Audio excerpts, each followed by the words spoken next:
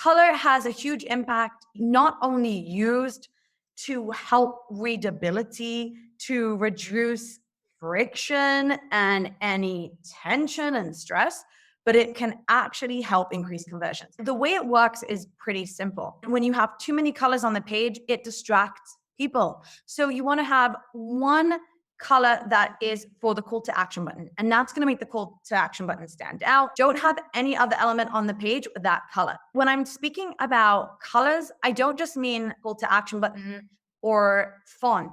I'm even talking about the visuals, the images that you're using.